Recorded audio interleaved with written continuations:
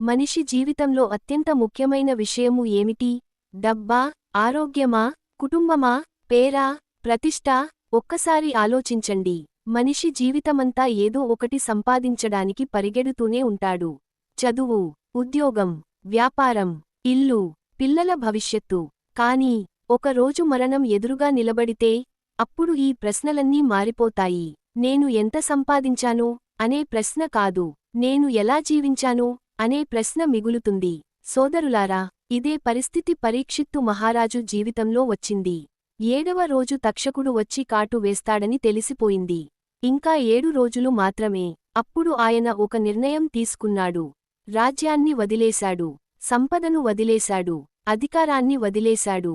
ఎందుకంటే మరణం ముందు ఇవన్నీ తనతో రావని ఆయనకు తెలుసు. ఆయన గంగాతీరానికి వెళ్లి కూర్చున్నాడు. ఒక ప్రశ్నతో. మరణం సమీపిస్తున్నప్పుడు మనిషి ఏమి చేయాలి?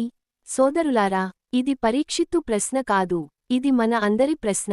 ఎందుకంటే మనకు 7 రోజులు ఉన్నాయో 70 సంవత్సరాలు ఉన్నాయో ఎవరికి తెలియదు. అందుకే భాగవతం ఈ ప్రశ్నను అత్యంత గొప్ప ప్రశ్నగా చూస్తుంది.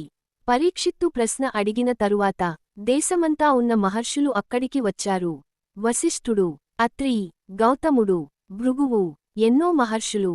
గంగాతీరం ఒక మహాసభలా మారిపోయింది. అందరూ ఎదురు చూస్తున్నారు. ఈ ప్రశ్నకు సమాధానం ఎవరు చెబుతారు? అప్పుడు దూరం నుండి ఒక యువ మహర్షి వస్తున్నాడు. అతని శరీరంపై వస్త్రాలు కూడా సరిగా లేవు. అతని ముఖంలో అసాధారణమైన ప్రశాంతత. అతని కళ్లలో లోకానికి అతీతమైన వెలుగు. అతను నడుస్తుంటే అందరి దృష్టి అతనిపై పడింది. ఆయనే సుఖ మహర్షి, వ్యాస మహర్షి కుమారుడు. కాని ఇక్కడ ఒక ఆశ్చర్యకరమైన విషయమూ ఉంది. సుఖ మహర్షి చిన్నప్పటి నుంచే వైరాగ్యవంతుడు. ఈ ప్రపంచంలోని విషయాలపై ఆసక్తి లేదు. ధనం ఆసక్తి లేదు, పేరు ఆసక్తి లేదు, అధికారం ఆసక్తి లేదు. ఎందుకంటే ఆయన మనసు పూర్తిగా భగవంతునిపై నిలిచిపోయింది. సోదరులారా, ఈ రోజు మనిషి సమస్య ఏమిటంటే మనస్సు ఎక్కడా నిలవడం లేదు. ఒక నిమిషం ఫోన్, మరో నిమిషం వార్తలు, మరో నిమిషం సోషల్ మీడియా, మరో నిమిషం భయాలు, మరో నిమిషం కోరికలు. కానీ సుఖ మహర్షి మనస్సు ఒకే చోట నిలిచింది, భగవంతుని వద్ద. అందుకే అక్కడ ఉన్న మహర్షులందరూ లేచి ఆయనకు నమస్కరించారు. వయసులో చిన్నవాడు, కాని జ్ఞానంలో మహాగురు. పరీక్షిత్తు మహారాజు వెంటనే లేచి నమస్కరించాడు. తర్వాత ఒక ప్రశ్న అడిగాడు, భాగవతంలోని అత్యంత ప్రసిద్ధ ప్రశ్న. మరణం సమీపిస్తున్న మనిషి ఏమి చేయాలి? ఏది వినాలి? ఏది జపించాలి? ఏది స్మరించాలి?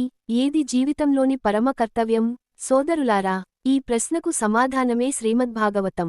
ఇప్పటి వరకు మనం భాగవతం పుట్టుకను చూశాం. ఇప్పుడు అసలు భాగవత ప్రవచనం ప్రారంభం కాబోతోంది. సుఖ మహర్షి మొదట ఏమన్నాడు? మరణం ముందు మనిషి తప్పక తెలుసుకోవాల్సిన మొదటి సత్యం ఏమిటి? ఎందుకు ఆయన భగవంతుని కథ వినడమే అత్యంత గొప్ప మార్గమని చెప్పాడు? వచ్చే భాగంలో తెలుసుకుందాం.